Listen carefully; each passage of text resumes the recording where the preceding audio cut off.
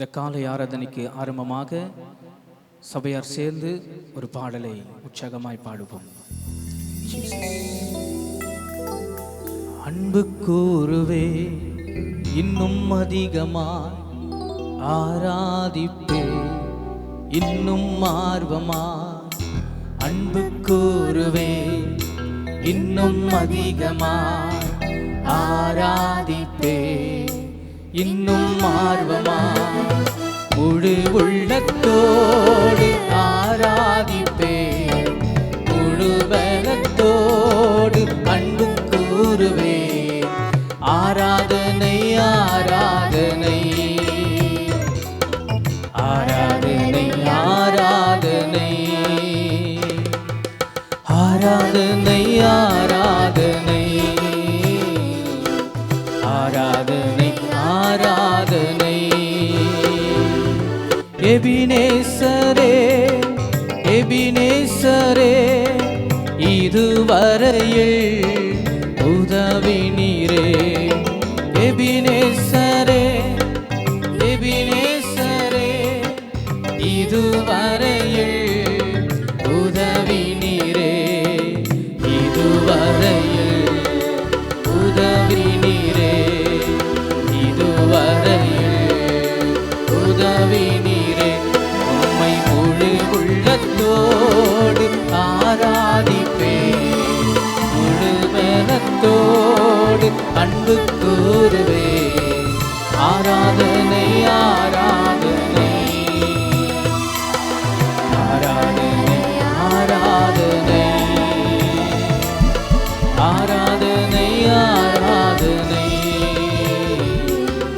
ஆராதனை ஆராதனை எல்ரோயி எல்ரோயி என்னை கண்டீரே நன்றி ஐயா எல்ரோயி எல்ரோயி என்னை கண்டீரே நன்றி ஐயா என்னை கண்டீரே நன்றி ஐயா என்னை கண்டீரே நன்றி ஐயா உம்மை முழு உள்ளத்தோடு ஆராதிப்பே முழு அன்பு கூறுவே ஆராதனை ஆராதனை ஆராதனை ஆராதனை ஆராதனை ஆராதனை ஆராதனை ஏகோவாரப்பா ஏகோவாரப்பா சுகம் தந்தீரே நன்றி ஐயா ஏகோவாரப்பா ஏகோவாரப்பா சுகம் தந்தீரே நன்றி ஐயா சுகம் தந்தீரே நன்றி ஐயா உம்மை முழு உள்ளத்தோடு ஆராதிப்பே முழு பலத்தோடு அன்பு கூறுவே ஆராதனை ஆராதனை ஆராதனை ஆராதனை. ஜீசஸ், கண்களை மூடி கொஞ்ச நேரம் ஆண்டவரை ஆராதிக்க போகிறோம். ஒரு 5 அல்லது 10 நிமிடம் ஆண்டவரை மாத்திரம் ஆராதிக்க போகிறோம். எந்த இடத்துல நீங்கள் இருந்தாலும் வீட்டில் இருக்கிறவங்க மாத்திரம் கண்களை மூடி முழங்கால் படியிட்டு முடிந்தவர்கள் முழங்கால் படியிடுங்க. ஏன்னா அவர் சொல்லுகிறார், என் நாமத்தினால எங்கே 2-3 பேர் கூடியிருக்கிறார்களோ அவர்கள் நடுவில் நான் வாசம் பண்ணுவேன் என்று சொல்லியிருக்கிறார். உண்மையாகவே கர்த்தர் உங்களிடத்தில் இருக்கிறார், நம்ம மத்தியில் இருக்கிறார். ஆவியானவர் நம்மளோடு இணைந்திருக்கிறார். உற்சாகமாக கண்களை மூடி ஆண்டவரை மாத்திரம் ஆராதிப்போம் கொஞ்ச நேரம். உம்மை முழு உள்ளத்தோடு ஆராதிப்பே. இருதயத்தில் கைகளை வைத்து முழு பலத்தோடு நம் அன்பு கூற வந்திருக்கிறோம். Thank you, Jesus. ஆராதனை ஆராதனை. கரங்களை உயர்த்தி ஆராதனை ஆராதனை. நம்ம ஆராதிக்கிற தேவன் ஜீவனோடு இருக்கிற தேவன். அதற்காகத்தான் நம்ம ஜீவனோடு இருக்கிறோம். எத்தனை பேர் விசுவாசிக்கிறீங்க? சபையார் மாத்திரம். ஆராதனை ஆராதனை. தேவ பிரசன்னத்தோடு இப்போ ஒரு மகிமை இறங்குது. அல்லேலூயா. ஆராதனை ஆராதனை. நம்ம எப்பொழுதும் ஆண்டவருடைய சமூகத்தில் நம்ம நிற்கணும். அப்படி இல்லைன்னா நம்ம ஒன்றுமே கிடையாது. ஒருவேளை மனிதர்கள் மறந்து போகலாம், எல்லாரும் கைவிடலாம், தாயும் தகப்பனுமாக கைவிடலாம். ஆனால் ஆண்டவர் கைவிட மாட்டார். அவர் சந்நிதியில் எப்பொழுதும் நம்ம நிற்கும் பொழுது அதே பேரானந்தம். அல்லேலூயா. இந்த பாடலை சேர்ந்து கண்களை திறந்து தெரிந்தவர்கள் மாத்திரம் அதே உற்சாகமாக தேவ பிரசன்னத்தோடு எப்பொழுது உம் சந்நிதியில் வந்து நிற்பே, தாகமாயிருக்கின்றே. கண்ணீரோடு எப்பொழுது உம் சந்நிதியில் வந்து நிற்பே. எத்தனையோ பேருக்கு இந்த பாக்கியம் கிடைக்கல. சபை விசுவாசிகளே, எத்தனையோ பேருக்கு இந்த பாக்கியம் கிடைக்கல. எத்தனையோ பேர் தூங்கி கொண்டு இருக்கிறாங்க. அவ்வளவுதான் நம்மளுக்கு. ஆனா இந்த பாக்கியத்தை ஆண்டவருக்கு நம்மளுக்கு கொடுத்திருக்கிறாருன்னா சகமாக. அல்லேலூயா. ஜீவனுள்ள தேவன் மேலே தாகமாய் இருக்கின்றேன். எத்தனை பேரு அவர் ஜீவனுள்ள தேவன் மேல நம்ம தாகமாய் இருக்கிறோம். ஜீவனுள்ள தேவன் மேலே தாகமாய் இருக்கின்றேன், அதிகமாய் துதிக்கின்றேன். நம்ம பாக்கியவான்கள், பாக்கியவதிகள். தாகமாய் இருக்கின்றேன், தண்ணீருக்காய் மானானது தாகம் கொள்வது போல் தேவ பிரசன்னத்தோடு.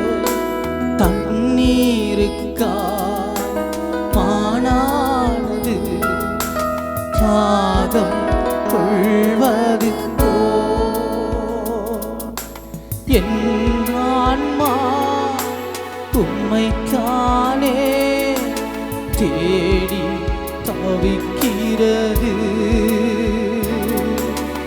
என் ஆன்மா உம்மைத்தானே தேடி தவிக்கின்றது. ரட்சகரே வருகையிலே நிச்சயமா முகம் காண்பே. ரட்சகரே வருகையிலே நிச்சயமா முகம் காண்பே. தாகமா இருக்கின்றே. தாகமா இருப்பவர்கள் மாத்திரம் துதிக்கின்றே. ஆத்துமாவே நீ கலங்குவதே, சோர்ந்து போவது ஏன்? சோர்ந்து போகிறவர்களுக்கு அவர் பலன் கொடுக்கிறார். சத்துவம் இல்லாதவர்களுக்கு அவர் சத்துவத்தை உண்டாக்குகிறார். நம்ம ஒருவேளை சோர்ந்து போயிருக்கலாம், ஒருவேளை சத்துவம் இல்லாத இருக்கலாம். ஆனாலும் இந்த நாள்ல நம்ம தெய்வம், நம்ம ஆராதிக்கிற தெய்வம் சத்துவத்தை பெருக பண்ணுகிறவராக இருக்கிறார். உலகத்துல பார்க்கிறோம் எத்தனையோ பேர்கள் மரித்து கொண்டு போகிறார்கள். ஆனாலும் ஆண்டவர் நம்மளை விசேஷமாக வைத்திருக்கிறார் அல்லவா. அந்த தெய்வத்தை பார்த்து நன்றி இருதயத்தோடு, நன்றி உள்ளத்தோடு, எத்தனையோ பேருக்கு இந்த பாக்கியம் கிடைக்கல. உண்மையாகவே மறுபடியும் சொல்லுகிறேன், எத்தனையோ பேருக்கு கிடைக்கல, எல்லாம் தூங்கி கொண்டு இருக்கிறாங்க. ஆனாலும் நீங்களும் நாம் ஆராதித்து கொண்டிருக்கிறோமே, நம்மளுக்கு சத்துவத்தை உண்டாக்குகிற தேவன் பெருக பண்ணி கொண்டிருக்கிறாரே. அவரை மாத்திரம் ஆராதிப்போமா? ஹல்லேலூயா. கரங்களை உயர்த்தி அவர் கண் மாத்திரம் நம்ம மேல பட்டிரலைன்னா நம்ம பிழைத்தே இருக்க முடியாது. சகோதரனே, சகோதரியே, ஆண்டவருடைய கண்கள் மாத்திரம் நம்ம மேல பட்டில்லைன்னா ஹல்லேலூயா, ஹல்லேலூயா. நன்றி ஆண்டவரே. ஐயா உமக்கு நன்றி, தகப்பனே உமக்கு நன்றி, இயேசுவே உமக்கு நன்றி. நன்றி மாத்திரம் சொல்லுவோமா? அந்த தெய்வத்தை பார்த்து நன்றி மாத்திரம் சொல்லுவோமா? ஹல்லேலூயா. அழகான கண்கள் என்னை கண்டதாலே. கடைசியாக முழு உள்ளத்தோடு கர்த்தருடைய பிரசன்னத்தை உணர்ந்து அதே தேவ பிரசன்னத்தோடு அழகான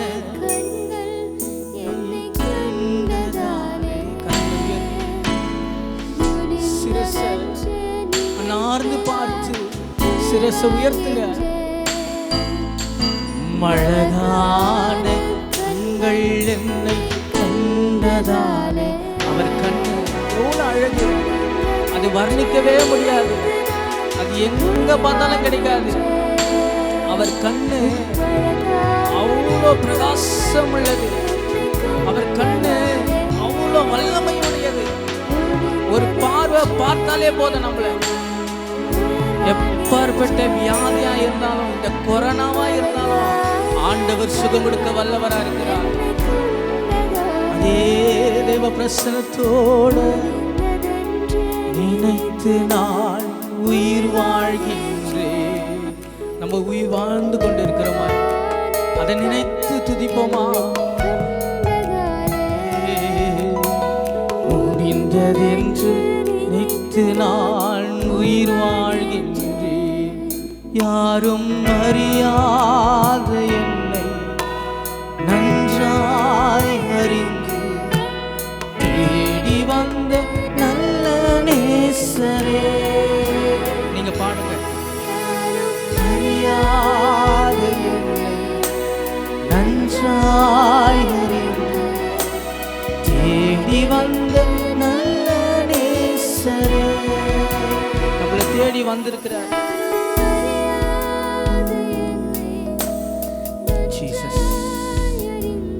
ஒருவேளை நீங்க மறந்து போயிருக்கலாம், நீங்க தேடாத இருந்திருக்கலாம். ஆனாலும் இந்த நாள்ல ஆண்டவர் நினைவுபடுத்துகிறார். நன்றாய் அறிந்து தேடி வந்த நல்ல நேசர். அவர் எவ்வளவு நல்ல நேசர் தாமா. அரும் அறியாத என்னை நன்றாய் அறிந்து தேடி வந்த நல்ல நேசரே. தூக்கி எறியப்பட்ட என்னை என்றுமென்று சொல்லி சேர்த்து கொண்ட நல்ல நேசரே. ஒருவேளை உங்களை தூக்கி எறிந்திருக்கலாம், என்றுமென்று சொல்லி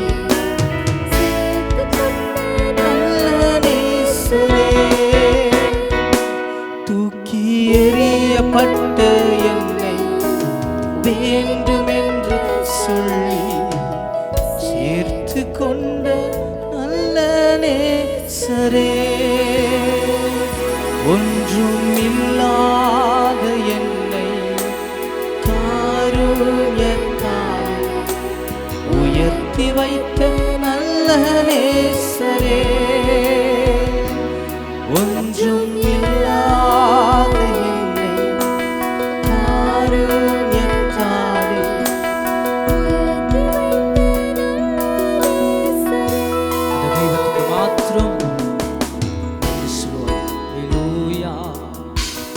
ஆண்டவரே உங்க நாம மாத்திரம் மகிமைப்படணும்ப்பா.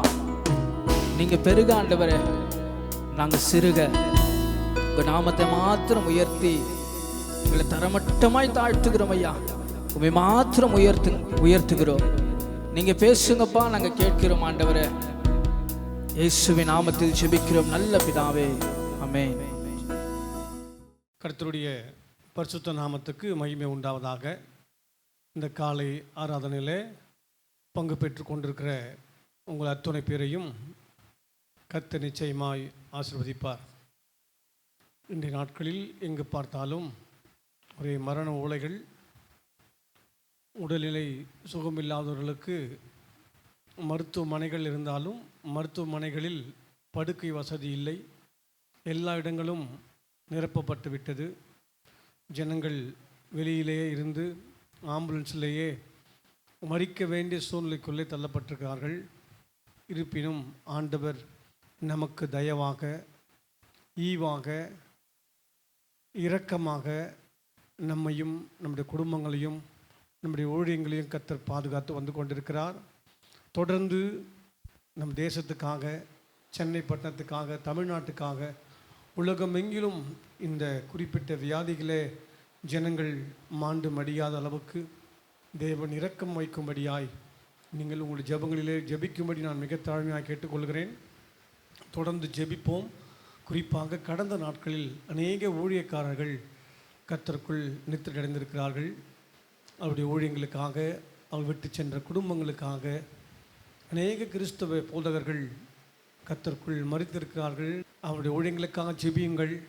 தேவன் அவருடைய ஊழியத்தை தொடர்ந்து நடத்துவதற்கு வேண்டிய ஒத்துழைப்பை யார் மூலியமாய் தேவன் நடத்த சித்தம் வைத்திருக்கிறார்களோ அவர்களை கொண்டு தொடர்ந்து நடத்த கர்த்தர் உதவி புரிவாராக. நம்முடைய பகுதிக்காகவும் நீங்கள் ஜெபிக்க வேண்டும்.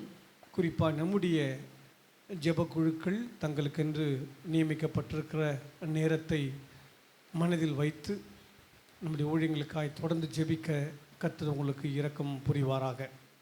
இன்றைய நாளினுடைய செய்திக்கு ஆதாரமாக ஒரு வார்த்தையை நான் படிக்க ஆசைப்படுகிறேன். ஆதியாகமம் 22ஆம் அதிகாரம் 2வது வசனத்தை படிக்கும் பொழுது, தேவன் ஆபிரகாமை நோக்கி, உன் புத்திரனும் உன் ஏக சுதனும் உன் நேசகுமாரனாகிய ஈசாக்கை நீ இப்பொழுது அழைத்து கொண்டு மோரியா தேசத்துக்கு போய் அங்கே நான் உனக்கு குறிக்கும் மலைகள் ஒன்றின் மேல் அவனை தகன பலியாக பலியிடு என்று சொன்னார். தேவ பிள்ளைகளே, இந்த வசனத்தை நீங்கள் நன்கு அறிந்திருப்பீர்கள். ஆண்டவர் ஆபிரகாமை அவர் அழைக்கும் பொழுதே அவன் பூமிக்கு ஆசீர்வாதமாய் அமைய வேண்டும், பூமிக்கு ஆசீர்வாதமாய் இருக்க வேண்டும் என்ற எண்ணத்தில் தான் ஆபிரகாமை அழைத்தார். ஆபிரகாமை அழைக்கும்போது ஆபிரகாம் ஒரு விக்கிரக ஆராதனைக்குள் இருந்தான். வேறு தெய்வத்தை வணங்கி கொண்டிருந்தான், மாற்று தெய்வத்தை வணங்கி கொண்டிருந்தான். இருந்தாலும் ஆண்டவர் அவன் மேல் ஒரு கண் வைத்து கொண்டே இருந்தார். அவனை அழைப்பது தேவனுடைய சித்தம். வேதம் அழகாய் சொல்கிறது, பக்தியுள்ளவனை கர்த்தர் தமக்காக தெரிந்து கொண்டிருக்கிறார். உண்மையாகவே தேவன் அவரை தான் தேடி வந்தார். ஆபிரகாமைத்தான் தேடி தேவன் வந்தார். ஆபிரகாம் தேவனை தேடி வரவில்லை. நீங்கள் நல்லா கவனிக்கணும். அநேக பக்தியுள்ள குடும்பங்கள், வேறு மார்க்கத்தை சேர்ந்தவர்கள் இந்த செய்தியை கேட்டுக்கொண்டிருக்கலாம். வேறு மார்க்கத்தை சேர்ந்து அதிலிருந்து ரட்சிக்கப்பட்டு வந்திருக்கலாம். உண்மையாகவே நான் சொல்லுகிறேன், தேவன் உங்களை தேடி வந்ததற்கு ஒரு நோக்கம் இருக்கிறது. தேவன் உங்களை ரட்சித்ததற்கு ஒரு நோக்கம் இருக்கிறது. ஏதோ ஒரு நோக்கம் இல்லாமல் ஆண்டவர் உங்களை ரட்சிப்புக்குள்ளவே கொண்டு வரவே மாட்டார். உங்களுக்கென்று கர்த்தர் ஒரு திட்டத்தை வைத்திருக்கிறார். அதே போலத்தான் ஆபிரகாமை தேவன் தெரிந்து கொண்ட போதும் ஆபிரகாமை குறித்து தேவன் திட்டத்தை வைத்திருந்தார். அந்த திட்டம் நிறைவேறுவதற்கு அநேக படிகளை ஆபிரகாம் கடக்க வேண்டிய சூழ்நிலை கொண்டிருந்தது. கவனிங்கள், நான் பேசுகிற இந்த சத்தியத்தை கூர்ந்து கவனிங்க நீங்கள் நன்றாக. நிச்சயமாகவே அது உங்களுக்கு ஒரு தெளிவை இன்றைய நாட்களில் கொண்டு வரும். இந்த வசனத்தை நீங்கள் படித்த பொழுது ஆபிரகாமுக்கு 100 வயது கடந்த பிறகு ஒரே ஒரு மகன் பிறக்கிறான், ஈசாக்கு பிறக்கிறான். இப்போது ஆண்டவர் ஆபிரகாமிடத்தில் சொல்லுகிறார், அந்த மகனை நீ பலியிட வேண்டும் என்று சொல்லுகிறார். ஆபிரகாம் மறுக்கவில்லை, முறுமுறுக்கவில்லை, கர்த்தருடைய வார்த்தையை சந்தேகிக்கவில்லை. இது கர்த்தர் தான் பேசினாரா அல்லது வேறு யாராவது சொன்னார்களா என்ற சந்தேகம் அவனுக்கு இல்லை. ஆண்டவர் சொல்லிவிட்டார், நான் செய்து முடிக்க வேண்டும்.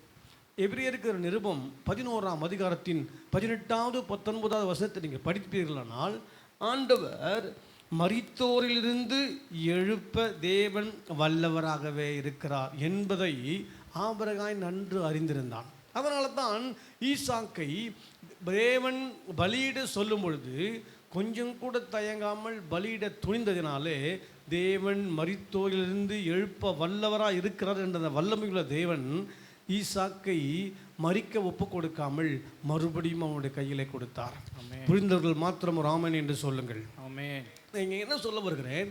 ஆண்டவருடைய சத்தத்தை கேட்டு பழகின ஒரு தேவ பிள்ளைகளுக்கு ஆண்டவருடைய சத்தத்தை கீழ்ப்படிவதற்கு எந்த விலைக்கிறையும் செலுத்த தயாராக இருப்பார்கள். நான் மறுபடியும் சொல்கிறேன், ஆண்டவருடைய சத்தத்தை கேட்டு பழகின ஒரு தேவ மகன், தேவ மனுஷன் அவருடைய சத்தத்துக்கு கீழ்ப்படிய எதையும் கொடுக்க துணிவான். ஏனென்று சொன்னால் அவன் கர்த்தருடைய சத்தத்துக்கு கீழ்ப்படிய வேண்டும் என்ற சிந்தை உள்ளவனாகவே இருப்பான். ஆனால் கர்த்தருடைய சத்தத்துக்கு கீழ்ப்படியாத அநேகர் பிரச்சனைக்குள்ளாக அகப்பட்டு கொண்டிருக்கிறார்கள். கர்த்தரே சத்தத்தை கொண்டு பேசினாலும் இது கர்த்தருடைய சத்தம் அல்ல, இது யாரோ ஒருவர் பேசுகிறார் அல்லது ஏதோ பிசாசு பேசுகிறது என்று சொல்லி கர்த்தருடைய சத்தத்தை ஒரு பொருட்டாக மதிக்காமல் எடுத்துக்கொள்ளாமல் போய்விடுகிறார்கள். அவர்களுக்கு சாதகமாக இருக்கும்போது மாத்திரமே இது கர்த்தர் சொன்ன வார்த்தை என்று நம்புகிறது போல சில நேரங்களில் சில வார்த்தைகளை இப்படி ஈசாக்கை பலியிடு என்று சொல்வது போல் சில விஷயங்களை எனக்கென்று ஒப்புக்கொடு என்று சொல்லு கர்த்தர் பேசும் பொழுது இது கர்த்தர் பேசவில்லை என்று மறுதளித்து விடுகிறார்கள். இங்கே கவனிங்க, மோரியா மலையின் மேலே ஈசாக்கை தகன பலியாக பலியிட வேண்டும் என்று கர்த்தர் சொன்ன உடனே 3ஆம் வசனத்தை படிக்கும் பொழுது, ஆபிரகாம் அதிகாலையில் எழுந்து தன் கழுதையின் மேல் சேணம் கட்டி தன் வேலைக்காரை 2 பேரை கூட்டிக் கொண்டு ஈசாக்கையும் கூட்டிக் கொண்டு தகன பலிக்கு கட்டைகளை எடுத்துக்கொண்டு தேவன் தனக்கு குறித்த இடத்துக்கு புறப்பட்டு போகிறான். கவனிங்க, அந்த நாட்களில் வாகனங்கள் கிடையாது, இது போன்ற கால் டாக்ஸி கிடையாது, ஷேர் ஆட்டோ கிடையாது, சொந்த கார்கள் கிடையாது. இடந்து ஒரு இடமிட்டு ஒரு இடம் பெயர்ந்து போக வேண்டும் என்று சொன்னால் ஒன்று நடந்து போக வேண்டும், இல்லை என்றால் கழுதைகள் மேலே செல்ல வேண்டும். இப்படி கழுதையின் மேலே புறப்பட வேண்டிய கட்டாயத்துக்குள்ளே இருக்கிறார்கள்.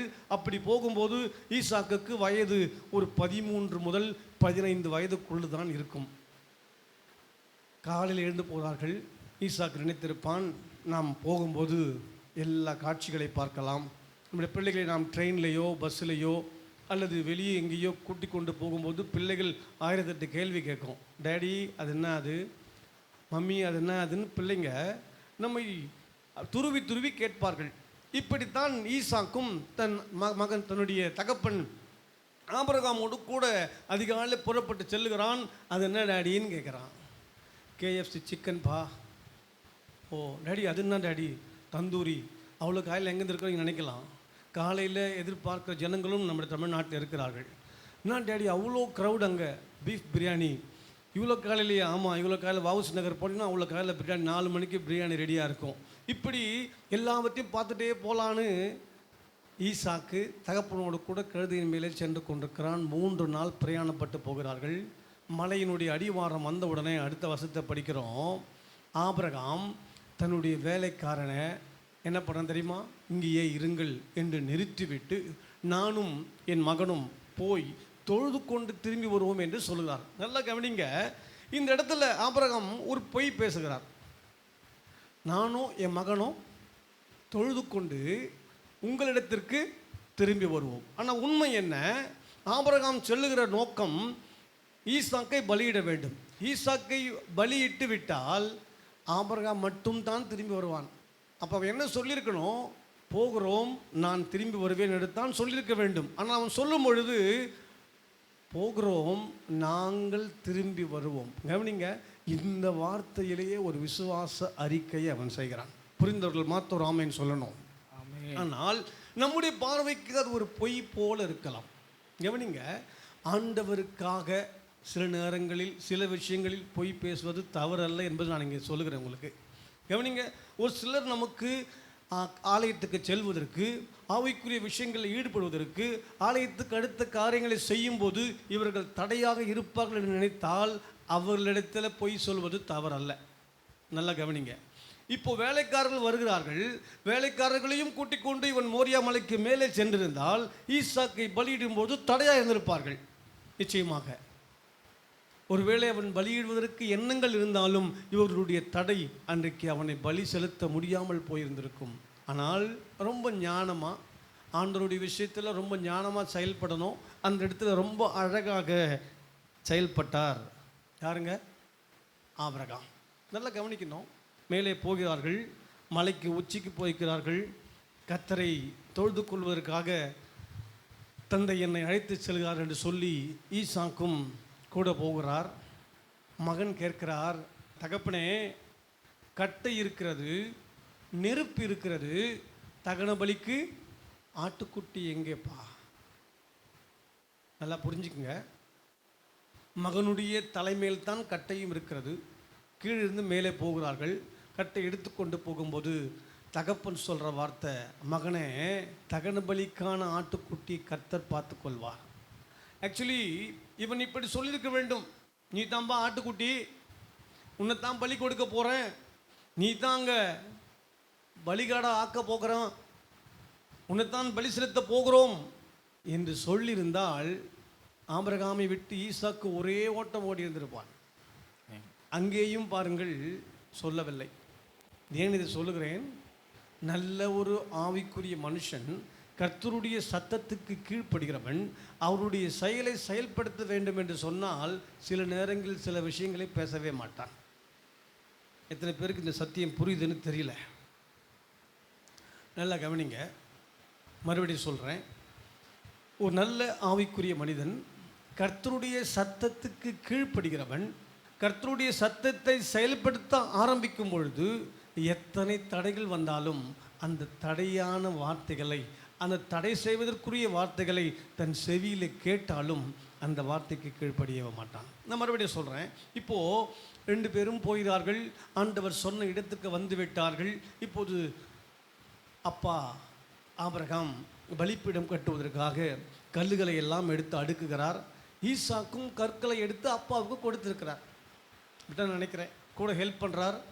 தகன பலிக்காக கல்லுகளை எடுத்து பலிப்பீடத்தை கட்டுகிறார். பலிப்பீடத்தை கட்டிய பிறகு கட்டைகள் வேண்டும். கட்டை எடுத்து கொடுக்கிறார். கட்டையும் அடுக்கி வைக்கிறார். சற்று நேரம், கண்ணிமைக்கும் நேரம், திடீரென்று கட்டை எடுத்து கொடுத்த தன் மகனுடைய கைகள் கால்களை கட்டப்பட்டு தூக்கி பலி செலுத்த வைக்கிறார். கவனிங்க, அந்த இடத்துல எப்படி இருந்திருக்கும் ஈசாக்கு? ஈசாக்குடைய நிலைமை எப்படி இருந்திருக்கும் யோசித்து பாருங்கள். கைகள் கால்கள் கட்டப்பட்டவனாக பலிபீடத்தின் மேல் கிடத்தப்பட்ட போது இவனுடைய கண்கள் வானத்தை நோக்கி பார்த்து கொண்டிருக்கிறது. தேவ பிள்ளைகளே, இந்த இடத்துல சத்தியத்தை சொல்கிறேன். நீங்கள் எந்த சூழ்நிலையில் கட்டப்பட்டிருந்தாலும் என்றைக்கு உங்களுடைய கண்கள் பரத்தை நோக்கி பார்க்கிறதோ, நீ கட்டப்பட்ட நிலை அல்ல, கட்டவிழ்க்கப்பட்ட நிலையை கர்த்தர் உங்களை வைப்பார். புரிந்தவர்கள் மாத்த ஒரு ஆமேன்னு சொல்லுங்க. இன்னும் கொஞ்சம் சத்தமாக ஒரு ஆமேன்னு சொல்லுங்க. கைகள் கால்கள் கட்டப்பட்டவனாய், எழுந்திருக்க முடியாதவனாய், படுக்கையிலே படுத்தவனாய் இருக்கிறான். கண்கள் கர்த்தரை நோக்கி பார்த்து கொண்டிருக்கிறது. தேவ ஜனங்களே, கவனியுங்கள். ஆபிரகாம் எங்கெல்லாம் கூடாரம் அமைத்தாரோ, எங்கெல்லாம் கூடாரத்தை அமைத்து தங்கினாரோ, அங்கெல்லாம் கர்த்தருக்கு பலிபீடம் கட்டியிருக்கிறார்.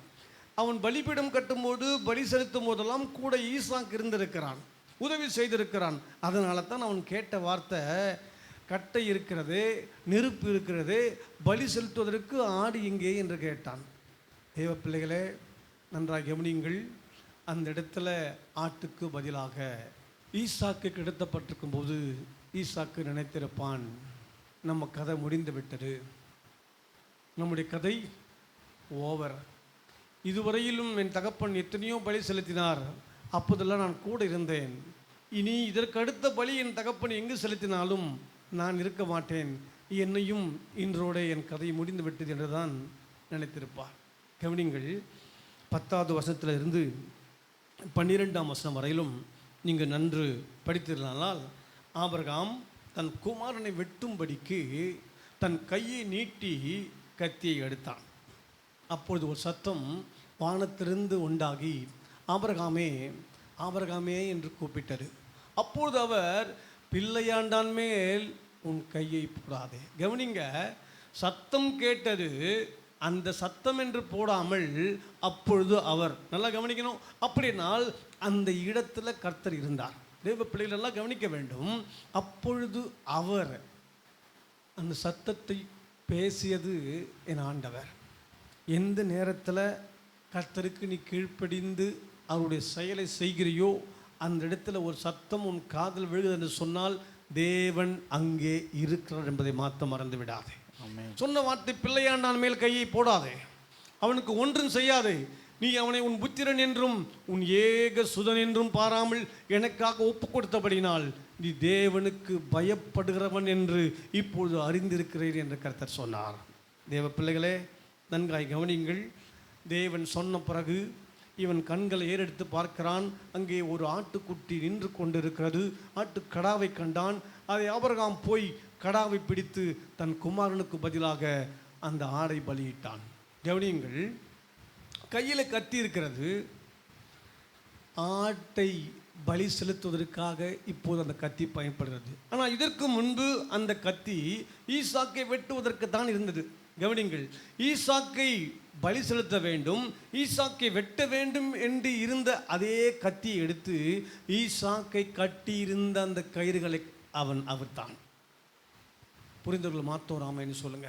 ஆமென். நல்லா கவனிங்க, நெருப்பிலே தூக்கி போடுகிறார்கள் 3 பேரை. சாத்ராக், மேஷாக், ஆபேத்நேகோ 3 பேரை நெருப்பிலே போட்டபோது நெருப்பு அவர்களை பாதிப்புக்குட்படுத்தவில்லை, அவர்களை கட்டியிருந்த கயிறுகளை மாத்திரம் மறுத்தது. கவனிங்க, இப்பொழுது கத்தியில தான் ஈசாக்குக்கு மரணம், கத்தியில தான் ஈசாக்கு பலியிடப்பட வேண்டும். ஆனால் அந்த கத்தியில ஈசாக்கு பலியிடப்படவில்லை. பலியிடுவதற்கு பதிலாக அவனை கட்டியிருந்த கட்டுகளை மாத்திரம் கர்த்தர் அறுத்தார். தேவ பிள்ளைகளே, நாங்கள் சொல்லாமலேயே நீங்கள் ஆமென் சொல்ல வேண்டும். இதற்கெல்லாம் சத்தியத்தை கேட்டால் மாத்திரமே புரியும். நல்லா கவனிங்க, நல்லா கவனிங்க. அந்த கத்தியில் ஈசாக்கை பலியிடுவதற்கு பதிலாக தேவன் காண்பித்த அந்த ஆட்டுக்கடாவை ஆபிரகாம் பலியிட்டான். தேவ பிள்ளைகளே, ஈசாக்குக்கு பதிலாக எப்படி ஒரு ஆட்டுக்கடாவை தேவன் காட்டினாரோ அதே போல நமக்கு பதிலாக நாம் எந்த இடத்துல பலியிட வேண்டுமோ, நாம் எங்கு மரிக்க வேண்டுமோ, நாம் எங்கே அவமானப்பட வேண்டுமோ அதற்கு பதிலாக என் தேவன் அவமானப்பட்டார். நாம் எந்த இடத்துல நம்முடைய பாவங்களுக்காக நாம் மரிக்க வேண்டும், நம்முடைய எல்லா விதமான செயல்களுக்காக நம்முடைய உயிர் தியாகம் செய்ய வேண்டும். ஆனால் கர்த்தர் உயிர் தியாகம் செய்தார். புரிந்தவர்கள் மாத்தோர் ஆமென்னு சொல்லுங்க. இப்போ ஈசாக்கு என்ன நினைச்சிருப்பான்? அப்பாடா, ஆண்டவர் என்னை தப்புவித்து விட்டார், கொஞ்ச நேரம் அப்படி மிஸ் ஆயிருந்தா என் உயிர் போயிட்டு இருக்கோம் அப்படின்னு நினைச்சிருப்பான். நம்பர் 1. நம்பர் 2, கர்த்தரை துதித்திருப்பான். ஆண்டவரே, எனக்கு உயிர் பிச்சை கொடுத்தீரே, நன்றிப்பா என்று சொல்லி தேவனை துதித்திருப்பான். தேவ பிள்ளைகளே, இந்த சத்தியத்தை கேட்டுக்கொண்டிருக்க உங்களுக்கு நான் சொல்கிறேன், தேவன் தம்முடைய ஒரே பேரான குமாரனாகிய கிறிஸ்துவை உங்களுக்காக எனக்காக சிலுவையிலே ஒப்பு கொடுத்தார். எப்படி ஈசாக்குக்கு பதிலாக ஒரு ஆட்டுக்குட்டி அங்கு பலியிடப்பட்டதோ அதே போல உங்களுக்கும் எனக்கும் பதிலாக சிலுவையிலே கிறிஸ்து பலியானார். தேவ பிள்ளைகளே, நன்றாய் கவனியுங்கள். ஆபிரகாமிடத்திலே ஆண்டவர் பேசின போது ஈசாக்கும் அந்த சத்தத்தை கேட்டுக்கொண்டிருந்தார். நல்லா கவனிக்கணும், இதுதான் என்னுடைய சத்தியத்தினுடைய முக்கிய கருத்து. இதுவரையிலும் ஆபிரகாமிடத்தில் தேவன் பலமுறை பேசியிருக்கிறார். ஈசாக்கு ஃபர்ஸ்ட் டைம் அப்பா கிட்ட தேவன் பேசும்போது அந்த சத்தத்தை கேட்கிறார். கவனிங்க, சத்தத்தை கேட்டபோது கர்த்தர் தான் பேசினார், கர்த்தர் தான் என்னை காப்பாற்றினான், அவர் தான் எனக்கு பதிலாக ஆடை அங்கே பலியிடுவதற்கு உதவி செய்தார், இன்னும் சொல்லப்போனால் அவர் தான் எனக்காகவே பலியானார் என்று ஈசாக்கு எப்போது நினைத்தானோ அப்பொழுது தூரமாக இருந்த ஈசாக்கு கர்த்தரிடத்தில் நெருங்கி வர ஆரம்பித்து விட்டான். ஆமென். புரிஞ்சவங்க மாத்த ஒரு ஆமேன்னு சொல்லுங்க. ஆமென். இன்னும் கொஞ்சம் சத்தமாக சொல்லுங்க பார்ப்போம். ஆமென். மோரியா மலையின் மேலே ஈசாக்கு கேட்ட சத்தம் அவனை தேவனண்டை நெருங்கி வர வைத்து விட்டது. என் அன்புக்குரிய தேவ ஜனங்களே, உங்களுக்கு தேவன் பலமுறை பேசியிருப்பார். எப்படி பேசியிருப்பார் என்று நீங்கள் தைரியமாக சொல்ல முடியும். ஒவ்வொரு நாளும் ஞாயிற்றுக்கிழமை சபைக்கு வருவீர்கள், ஆராதனையில் பங்கு பெறுவீர்கள். கர்த்தர் இந்த வசனத்தின் மூலியமாய் பேசியிருப்பார். இந்த வார்த்தைகள் உங்களுக்கு பேசப்பட்டிருக்கும். ஆனால் அநேகர் அந்த வார்த்தையை எனக்கென்று எடுத்துக்கொண்டதில்லை. கவனிங்க, அந்த கத்தி ஈசாக்குக்கு பதிலாக ஈசாக்கை கட்டியிருந்த கயிறுகளை அறுப்பதற்கு பயன்படுத்தப்பட்டது. அன்பு தேவ ஜனங்களே, வேத புத்தகம் இருபுறமும் கருக்குள்ள பட்டயம், இந்த வார்த்தைகள் தான் உங்களை யார் கட்டியிருந்தாலும், நீங்கள் எதில் கட்டப்பட்டிருந்தாலும் அந்த கட்டுகளை அறுப்பதற்கு தேவன் பேசுகிற சத்தம்தான் உன் வாழ்க்கையில் விடுதலை கொடுவரும். ஆமென். புரிஞ்சவங்க மற்றவர் ஆமென்னு சொல்லுங்க. ஆமென். நீங்கள் எதை மிஸ் பண்ணாலும் ஞாயிற்றுக்கிழமை ஆராதனையை ஒருவரும் தயவு செய்து தவற விடாதீர்கள். ஆண்டவர் உங்களுக்கென்று பேசுகிற வார்த்தை தான் உங்களை கட்டியிருக்கிற கயிறுகளை அறுப்பதற்கு இந்த சத்தியம்தான், இந்த வார்த்தை தான் பட்டயமாக உங்கள் வாழ்க்கையில் பயன்படும்.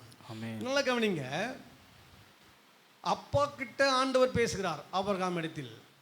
தகப்பனும் இடத்தில் பேசிய சத்தத்தை மகனும் கேட்கிறான்.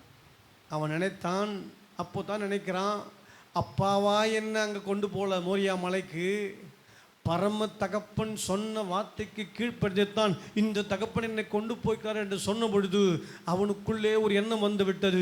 இனி இந்த தேவனைத்தான் ஆராதிக்க வேண்டும், இவரைத்தான் தொழுது கொள்ள வேண்டும் என்ற சிந்தையை அவனுக்குள்ளே உருவாக்கி கொண்டான். அன்பு தேவ ஜனங்களே, இன்றைக்கு நீங்கள் ரட்சிக்கப்பட்டிருப்பது, ஞானஸ்தானம் எடுத்திருப்பதெல்லாம் நீங்கள் விரும்பி அல்ல, கர்த்தர் உங்களை தெரிந்து கொண்டபடினால்தான். இதுதான் உங்கள் வாழ்க்கையில் கேட்ட முதல் சத்தம். எத்தனையோ சத்தங்கள் உங்கள் வாழ்க்கையில் அதற்கு பிறகு வந்திருக்கலாம், அதையெல்லாம் நீங்கள் மறுதளித்து கொண்டு போய் கொண்டிருக்கிறீர்கள். ஆனால் இன்றைக்கு ஆண்டவர் மறுபடியும் உங்கள் வாழ்க்கையில் சில வார்த்தைகளை பேசுகிறார். அதை நீங்கள் நன்றாக கூர்ந்து கவனித்து உங்கள் வாழ்க்கையில் கடைப்பிடிக்கும் பொழுது நிச்சயமாகவே கர்த்தர் உங்கள் வாழ்க்கையில் பெரிய நன்மைகளை செய்ய ஆயத்தமாக இருக்கிறார். இன்னொரு வார்த்தையை நாம் படிப்போம்.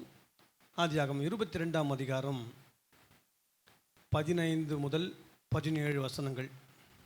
கர்த்தருடைய தூதனானவர் 2ஆம் தரம் வானத்திலிருந்து ஆபிரகாமை கூப்பிட்டு, நீ உன் புத்திரன் என்றும் உன் ஏக சுதன் என்றும் பாராமல் அவனை ஒப்பு கொடுத்து இந்த காரியத்தை செய்தபடினால் நான் உன்னை ஆசீர்வதித்து உன் சந்ததியை வானத்து நட்சத்திரங்களைப் போலவும் கடற்கரை மணலைப் போலவும் பெருக பண்ணுவேன் என்றும் உன் சந்ததியார் நீங்கள்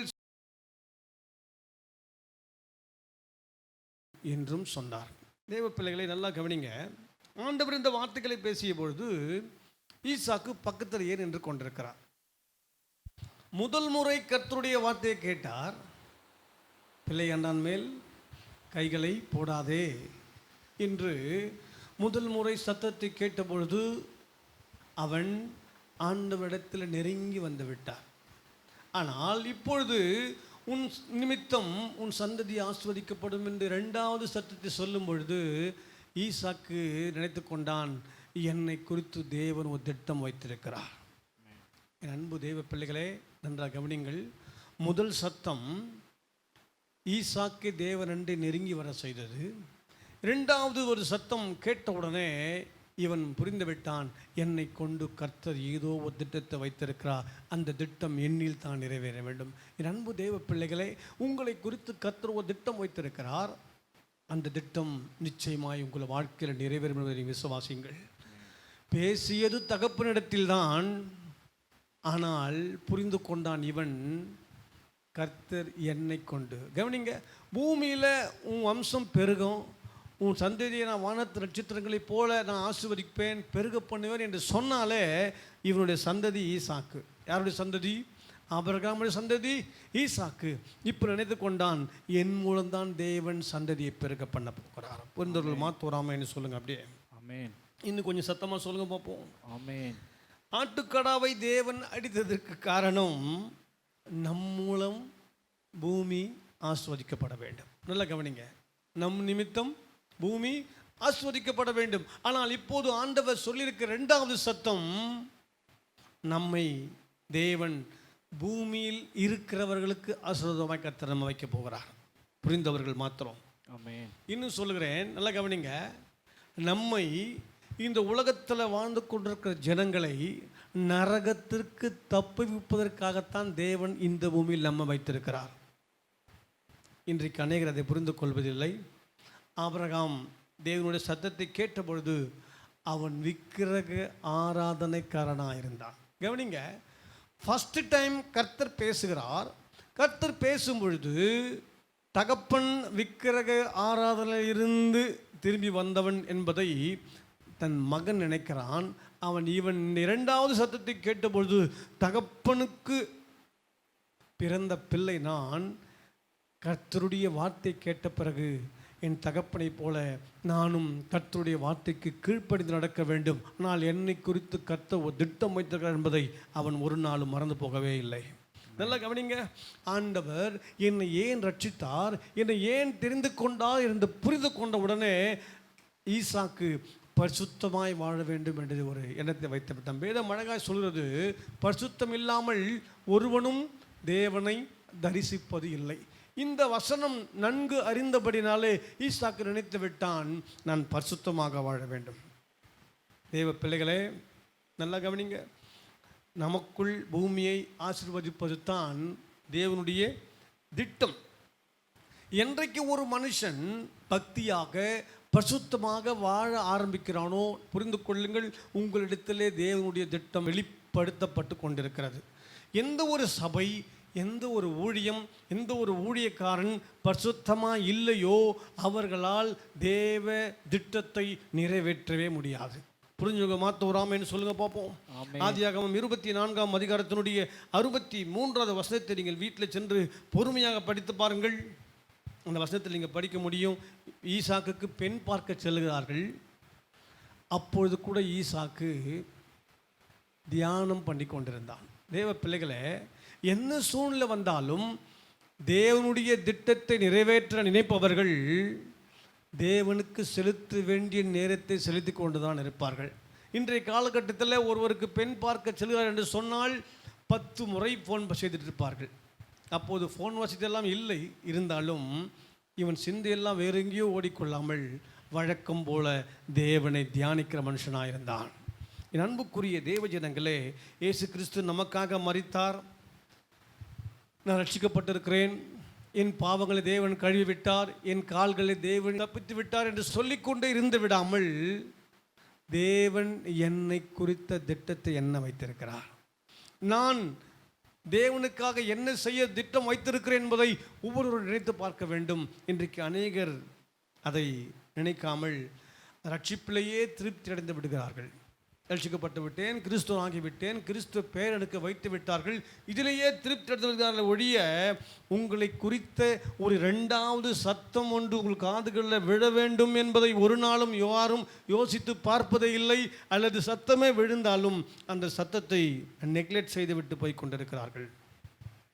தெய்வ பிள்ளைகளை, ரட்சிக்கப்பட்டிருக்கலாம், நன்கு பாடலாம், ஆராதிக்கலாம், ஒரு சண்டே கூட மிஸ் பண்ணாமல் சர்ச்சுக்கு வரலாம். இதெல்லாம் முதல் சத்தம். என்றைக்கு தேவனுக்காய் வைராக்கியமாய் எழும்பி நரகத்துக்கு சென்று கொண்டிருக்கிற ஜனங்கள் நம் மூலம் நரகத்துக்கு செல்லக்கூடாதற்காய் பிரயாசப்படுகிறோமோ, அவர்களுக்காக ஜெபிக்கிறோமோ, தேவனுடைய வார்த்தையை தியானிக்கிறோமோ, தேவனுடைய சமூகத்தில் நேரத்தை செலவழிக்கிறோமோ, அதுதான் நம்மை குறித்த தேவ திட்டமாக இருக்கிறது. தேவ பிள்ளைகளே, கர்த்தருடைய வார்த்தையை தியானிக்கிறதுக்கு நேரத்தை ஒதுக்குங்கள். கர்த்தருடைய வார்த்தையை கேட்பதற்கு நேரத்தை ஒதுக்குங்கள். இன்றைக்கு அநேகர் கர்த்தருடைய வார்த்தையை தியானிப்பதற்கு பதிலாக தொலைக்காட்சி பெட்டிக்கு முன்பாக அமர்ந்து விடுகிறார்கள். தொலைக்காட்சிக்கு பெட்டிக்கு முன்பாக அமர்ந்து எதையெல்லாம் தொலைக்க வேண்டுமோ அதெல்லாம் தொலைத்து விடுகிறார்கள். நான் கிறிஸ்துவ சேனல்களை பார்க்க வேண்டாம் என்று நான் சொல்லவில்லை, பார்க்க வேண்டும், அந்த பாடல்களை கேட்க வேண்டும், சத்தியங்களை நாம் கேட்க வேண்டும், அதெல்லாம் தவறு அல்ல. நமக்கு பிடித்தவர்கள் சிலர் தொலைக்காட்சியிலே வருவார்கள், அவர்களுடைய செய்தியை கேட்டுக்கொண்டே இருக்கலாம் போல இருக்கும், நிச்சயம் கேட்க வேண்டும். அதற்கெல்லாம் போக தனியாக நாம் உட்கார்ந்து தியானிக்கிற நேரத்தை கடைப்பிடிக்கிற மனுஷன் நிச்சயமாய் கர்த்தருடைய 2வது சத்தத்தை கேட்பான். புரிஞ்சுக்க மாத்தோராமேன்னு சொல்லுங்க. இன்னும் சத்தமாக, தேவன் உங்களையும் என்னையும் பூமிக்கு உப்பாக வைத்திருக்கிறார். உப்பானது சாரமற்று போனால் ஒன்றுத்துக்கும் பிரயோஜனமே இருக்காது. நான் என்ன சொல்ல வருகிறேன், நம்முடைய வாழ்க்கையில் சத்தியத்தை கேட்பதும் சத்தியத்தை தியானிப்பதும் தான் நம்முடைய வாழ்க்கையை சாரமாக்கும். அர்த்தம் புரியுதா உங்களுக்கு?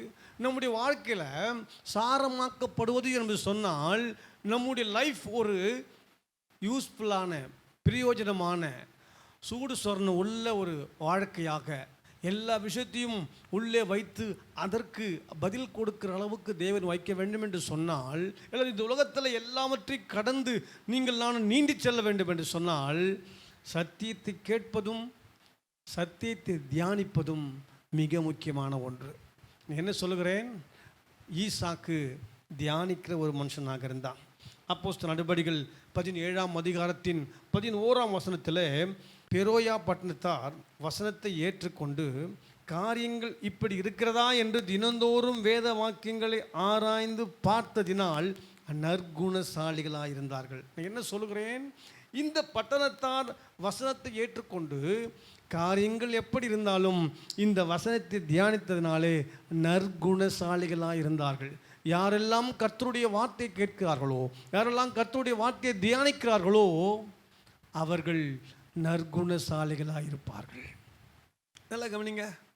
நீங்கள் வீட்டில் சென்று ஆதியாகமம் 25ஆம் அதிகாரத்தின் 21ஆம் வசனத்தை படித்தீர்களானால், மலடியாயிருந்த தன் மகனுக்காக ஈசாக்கு கர்த்தர் நோக்கி வேண்டுதல் செய்தான். கர்த்தர் அவன் வேண்டுதலை கேட்டருளினார்.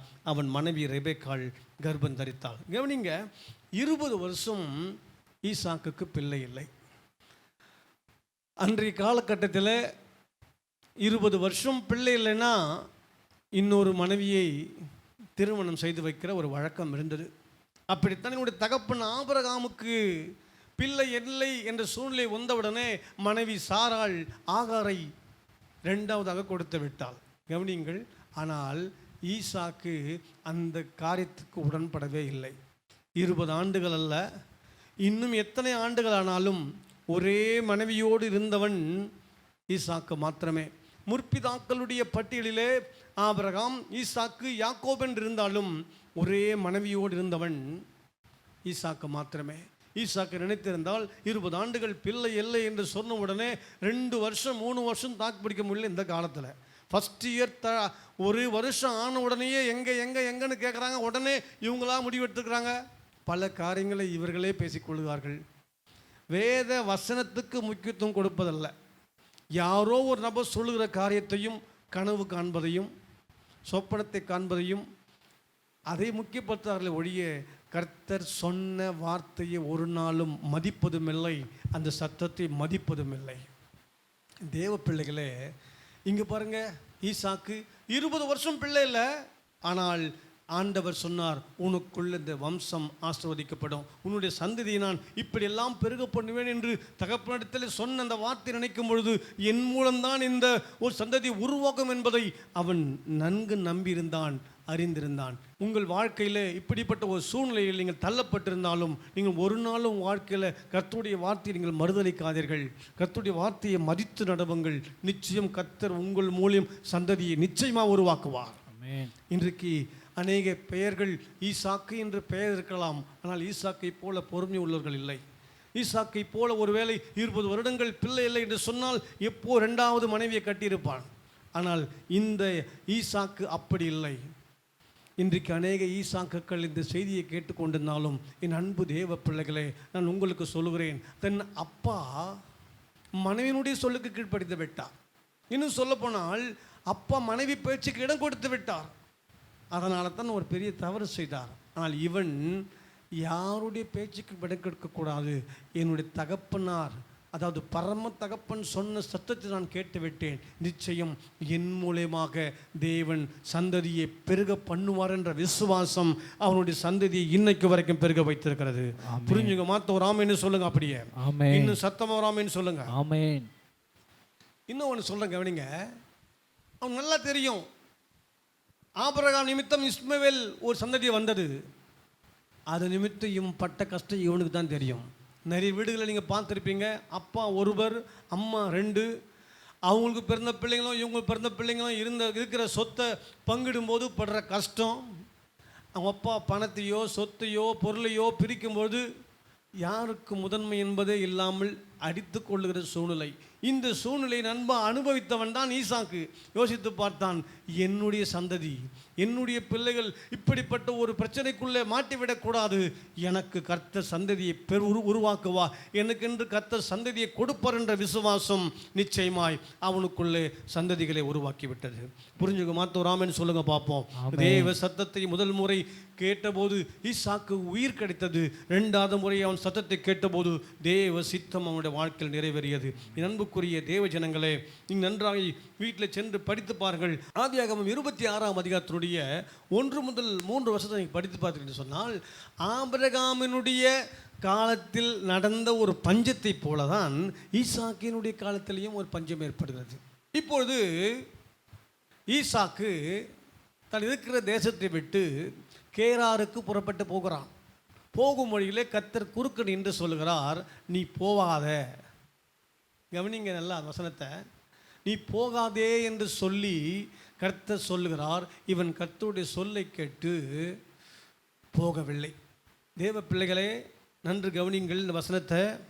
ஆபிரகாம் எகிப்துக்கு போனதுனால தான் ஆகார் என்ற பெண் கிடைக்க வேண்டிய சூழல் ஏற்பட்டு விட்டது. லோத்து எகிப்துக்கு போனதுனால தான் அவன் வாழ்க்கையில் பிரச்சனை வந்தது. இதெல்லாம் நன்கு அறிந்தவன் ஈசாக்கு. இருந்தாலும் இப்போ குழப்பமாக இருக்கிறான். போகலாமா வேணாமா, தேசத்தில் பஞ்சம், எகிப்துக்கு போகாமல் என்ன பண்ணுறது அப்படின்ற ஒரு சூழ்நிலை வந்து விட்டது. ஆனாலும் கர்த்தர் சொல்லிவிட்டார். ஈசாக்கு எங்கே தெரியுமா இருந்தான்? தேவன் சொன்னபடி தான் தங்கியிருந்த அதே தேசத்தில் இருந்தான். வேதம் அழகாய் சொல்லுறது, ஈசாக்கு விதை விதைத்தான், கர்த்தர் அவனை ஆசீர்வதித்ததினால் 100 மடங்கு பலனை பெற்றான். என் அன்பு தேவ ஜனங்களே, உங்கள் வாழ்க்கையில் கர்த்தருடைய நோக்கத்தை நீங்கள் அறிந்து கொண்ட எந்த மனுஷனுக்கும் எகிப்துக்கு போக வேண்டிய அவசியம் இல்லை. தேவனுடைய திட்டத்தை அறிந்து கொண்ட எந்த மனுஷனும், தேவனுடைய சத்தத்தை கீழ்ப்படுகிற எந்த மனுஷனும் எகிப்துக்கு செல்ல வேண்டிய அவசியமும் இல்லை. கர்த்தர் சொன்ன வார்த்தைக்கு நீங்கள் பின்வாங்க வேண்டிய அவசியமும் இல்லை. ஒருவேளை எகிப்துக்கு சென்றிருந்தால் ஈசாக்கு பிழைத்திருப்பான். ஆனால் அவன் 100 மடங்கு பலனை அடைந்திருக்கவே முடியாது. அன்பு தேவ ஜனங்களே, நான் சொல்லுகிற வார்த்தை நீங்கள் நன்கு கவனிங்கள். கர்த்தர் சொல்கிற வார்த்தை என்னவோ, கர்த்தருடைய சத்தம் உங்கள் காதலை எந்த சத்தம் விழுதோ அந்த சத்தத்துக்கு நீங்கள் கீழ்ப்படிவை நான் கேட்டுக்கொள்கிறேன். வாழ்க்கையில் நெருக்கம் உண்டாகும், பிரச்சனைகள் உண்டாகும், போராட்டங்கள் உண்டாகும், பலவிதமான வியாதிகள் ஏற்படும், பலவிதமான பிரச்சனைகள் வரும். உடனே கர்த்தர் சொன்ன வார்த்தையை மறுதளித்து விட்டு யாரோ சொந்தங்கள் சொல்லுகிறார்கள், எங்கள் மாமா சொல்லுகிறார், எங்களுடைய தாத்தா சொல்லுகிறார், யாரோ மூத்தவர்கள் சொல்லுகிறார்கள், எங்கள் சொந்தத்திலேயே முக்கியமானவர் அவர் தான், அவர் சொல்லுகிறார் என்று சொல்லி அவருக்கு பின்னால் செல்லாமல் கர்த்தர் சொல்லிவிட்டார்.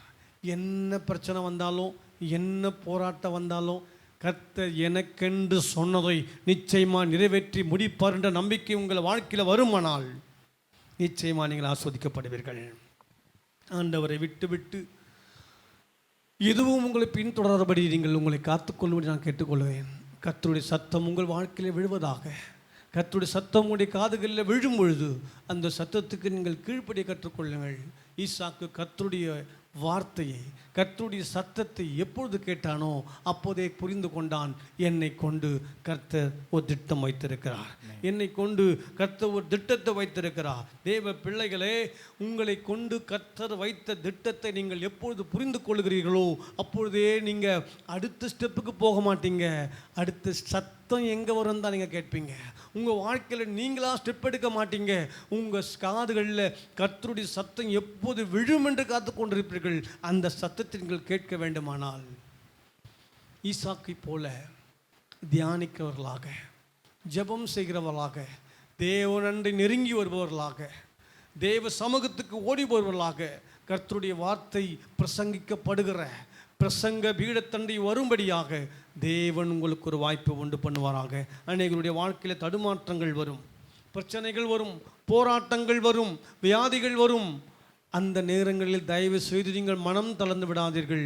ஆண்டவர் அண்டை வரும்படி கேட்டுக்கொள்கிறேன். அப்பேற்பட்ட சூழ்நிலைகள் வரும்பொழுது நீங்கள் கர்த்தருடைய சத்தத்தை தூக்கி எறிந்துவிட்டு உங்கள் மனிதருடைய சத்தங்களை கேட்டு ஓடிவிடாமல் கர்த்தர் சொன்னதை எனக்கென்று நிறைவேற்றி முடிக்க வல்லவராக இருக்கிறார். எனம்பு தேவ ஜனங்களே, நான் உங்களுக்கு மறுபடியும் சொல்லுகிறேன், கர்த்தர் உங்களுக்கு வாக்கு கொடுத்திருப்பாரானால், கர்த்தருடைய சத்தத்தை உங்களுடைய காதில் நீங்கள் கேட்டிருப்பீர்களானால் நிச்சயமாக தேவன் அந்த வார்த்தையை உங்கள் குடும்பங்கள் நிறைவேற்றுவார்.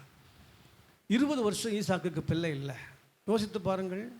ஊர் என்ன பேசியிருக்கோம், சொந்த பந்தம் என்ன பேசியிருக்கோம், என்னென்னமோ பேசியிருப்பார்கள்ல.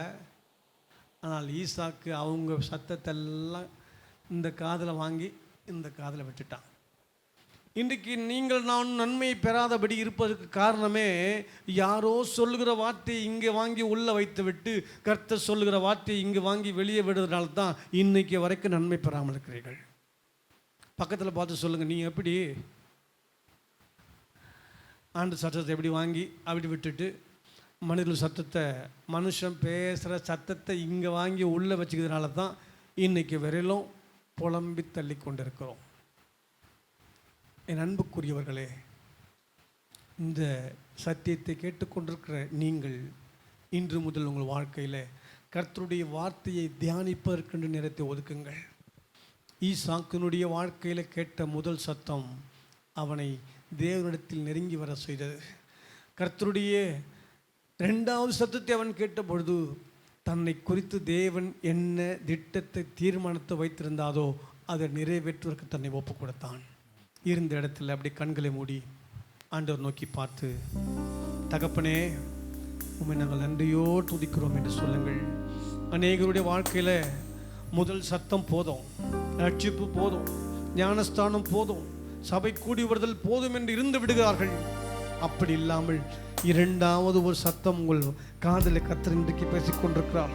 இன்று சத்தியத்தை கேட்டுக்கொண்டிருக்கிற அநேக முதல் சத்தத்தோடவே நின்று விட்டார்கள். முதல் ஸ்டெப்போடு போய்விட்டார்கள். பேரை மாற்றி விட்டார்கள். ஞானஸ்தானம் எடுத்து விட்டார்கள். ரட்சிக்கப்பட்டு விட்டார்கள். இந்த முதல் சத்தத்தோடவே, இந்த முதல் ஸ்டெப்போடவே அநேகருடைய வாழ்க்கை நின்று போயிருக்கிறது. அன்பு தேவ ஜனங்களே, 2வது சத்தத்தை கர்த்தர் இன்றைக்கு என் மூலியமாய் ஆவியானவர் இன்று ஞாயிற்றுக்கிழமை காலையில் பேசிக் கொண்டிருக்கிறார். தேவனை தியானிக்க, தேவன் எப்படிப்பட்டவர் என்பதை தியானிக்க கற்றுக்கொள்ளுங்கள். அவருடைய வார்த்தையை தியானிக்க கற்றுக்கொள்ளுங்கள். ஒரு மனிதனுடைய வார்த்தை, அவன் எப்படிப்பட்டவன், அவன் மோசமானவன், அவன் கோபக்காரன், அவன் எடுத்தவனு அடிச்சிடுவான். அவனை தியானிப்பதை விட்டுவிட்டு, அவர்களை தியானிப்பதை விட்டுவிட்டு, என் ஆண்டவர் எப்படிப்பட்டவர், அவருடைய வார்த்தை எப்படிப்பட்டது, எனக்கென்று தேவன் கொடுத்த வார்த்தை எப்படிப்பட்டது. அன்பு தேவ ஜனங்களே, இப்படி நீங்கள் கேளுங்கள். கர்த்தர் உங்களோடு கூட பேசுவார். அன்றைக்கு ஆபிரகாமோடு பேசினவர், ஈசாக்கோடு பேசினவர், உங்களோடும் என்னோடு கூட பேச வல்லவராகவே இருக்கிறார். ஒரு விக்கிரக ஆராதனைக்குள்ளிருந்த ஆபிரகாமை தேவன் தெரிந்து கொண்டிருப்பார். ஆனால் இன்றைக்கு அநேக தேவன் விக்கிரகத்திலிருந்து மீட்டுக் கொண்டதெல்லாம் தேவனுடைய திட்டம் உங்களுடைய வாழ்க்கையில் நிறைவேறுவதற்காகத்தான்.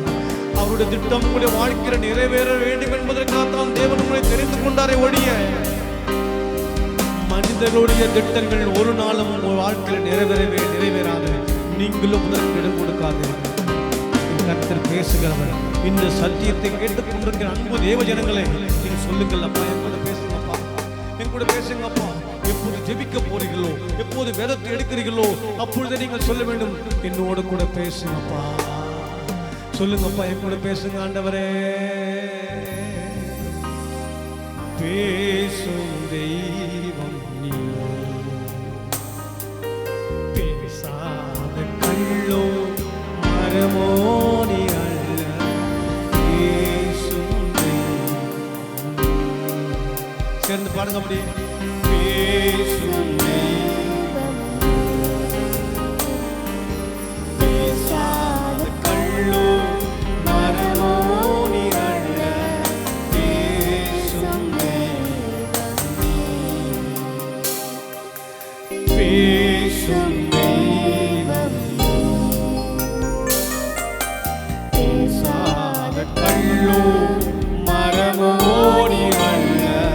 பேசும்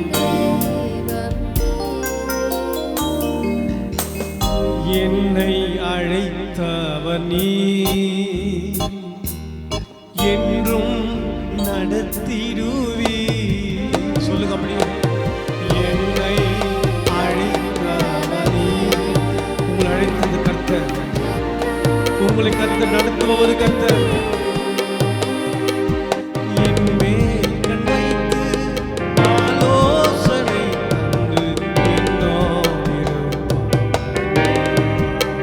சொல்லுங்கப்பா, உன் மேல கண்ணு வைத்து உனக்கு ஆலோசனை கொடுக்கிறவர் அவர். இந்த இடத்துல அப்படி கரங்களை உயர்த்தி இயேசுவே,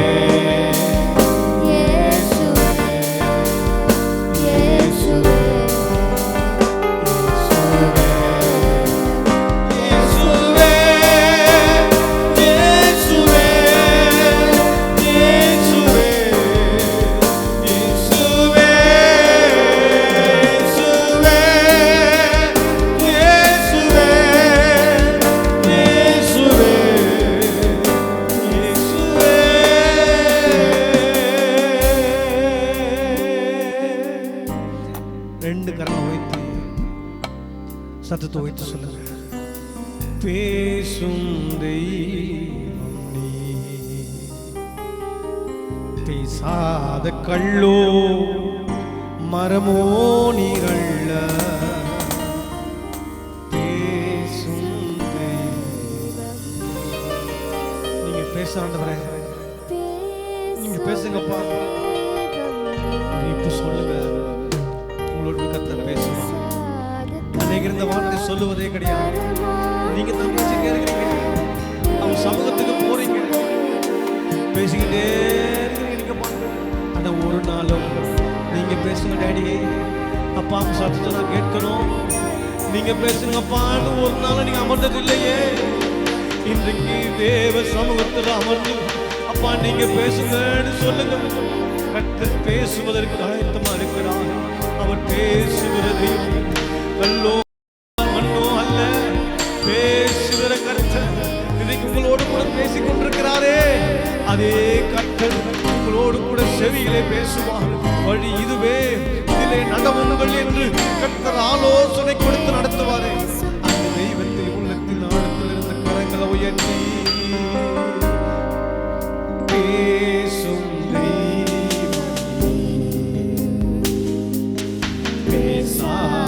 கள்ளோ மரமானே.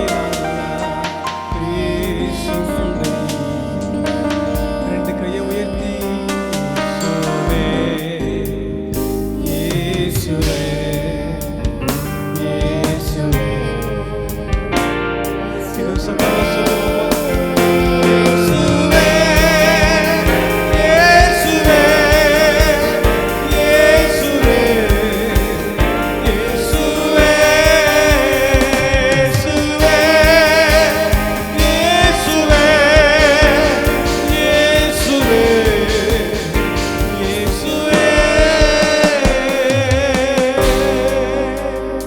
எவ்வளவு சத்தமாய் கூப்பிட முடியுமோ அவ்வளவு சத்தமாய் கூப்பிட்டு, உங்களை யார் அதட்டினாலும் இயேசுவே என்று கூப்பிடாதே என்று யார் அதட்டினாலும் நீங்க எந்த அளவுக்கு கூப்பிடுறீங்களோ உங்களுடைய சத்தம் அவருடைய காதுகளில் விழும் பொழுது கர்த்தர் நின்று உங்களை திரும்பி பார்த்து, ஏதோ ஒரு சத்தம் என் காதில் விழுந்ததே, யார் என்னுடைய மகன் என்னுடைய மகள் என்று கர்த்தர் நின்று உனக்கு பதில் கொடுக்காமல் திரும்பி சொல்லவே